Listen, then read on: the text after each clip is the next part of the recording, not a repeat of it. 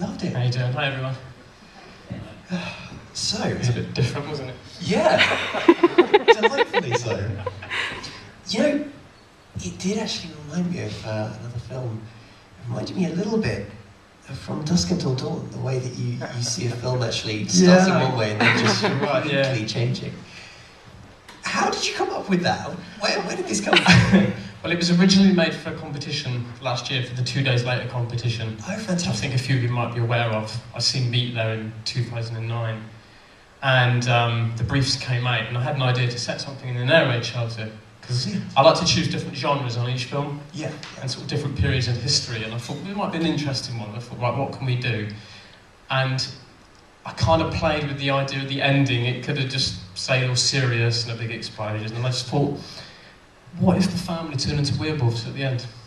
I didn't expect it. Why not? You know, it was a bit, is that really going to work? And I just thought, what the hell, let's go for it and stick with the horror theme. And I don't think anybody kind of suspects it, but there are clues along the way. So if you were to watch it again, you would see the little hints up to the point at the end. Brilliant. Yeah. No, absolutely. So, do you tend to make a lot of horror films, or what do you tend to make a lot of?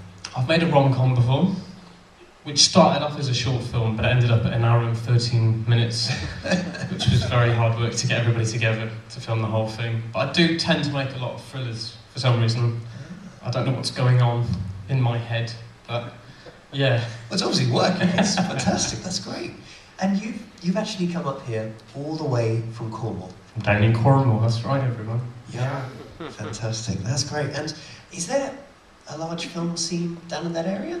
Well, I moved down there a year ago from Bristol. Oh, I see. Okay. There is a Cornish film festival, but I think it only happens once a year. We just missed out on finding that one. Yeah. I don't think there's a big festival scene as much as there is up country like Bristol and London and other areas. And Yeah, absolutely.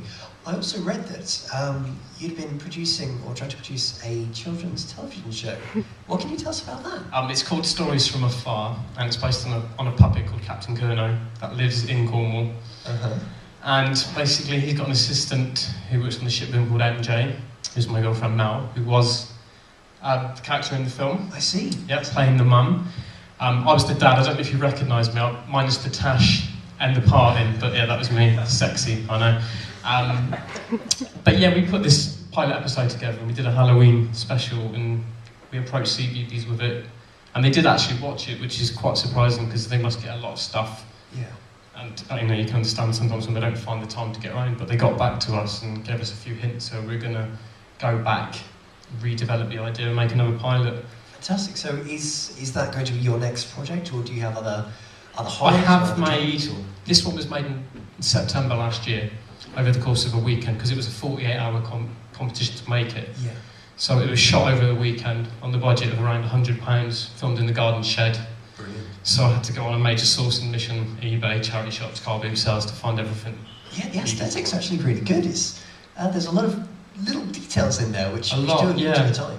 Well, because it's like, where do you find an air raid shelter? And then if you do, to have the length of time, to have the freedom to come in and out and do what you want to it. Yeah. So I kind of emptied out the shed and thought, what can I do? And had a wander around B&Q and I found some polystyrene coving, which we just sprayed in the metal paint and then just sort of bent it, propped it up, and it works. For half of the, and it seemed to do the job, so.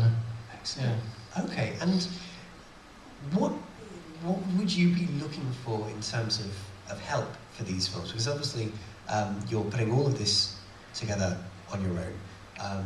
Other projects that you want to go and produce may need larger budgets or other things like that.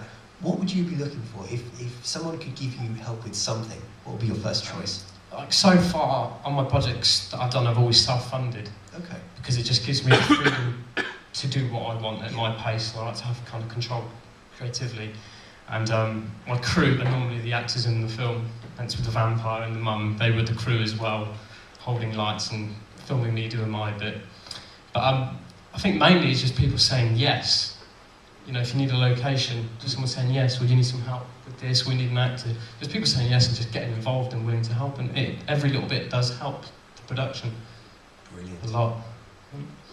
Excellent. And In terms of, I guess, distributions, well, obviously you've got online routes through YouTube, Vimeo, things like this. But in terms of screening opportunities, you mentioned there is a film festival in Cornwall. Would a number of other screening opportunities, perhaps down in that area, actually help you further, or perhaps just more around the UK? I think more around the UK at the moment, but I haven't really looked into it with that much detail and depth. Okay.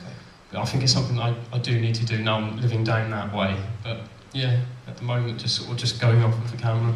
Like none of what we used on that was professional equipment. It was just literally like a little Sony handheld HD camera and a couple of room lamps that we bought from B&Q. But yeah, it's very, very low key.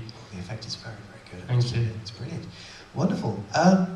Well, thank you very, very much, Jason. You're welcome. Thank you for having me. Thank you. Jason Gregg, ladies and gentlemen. Thank you.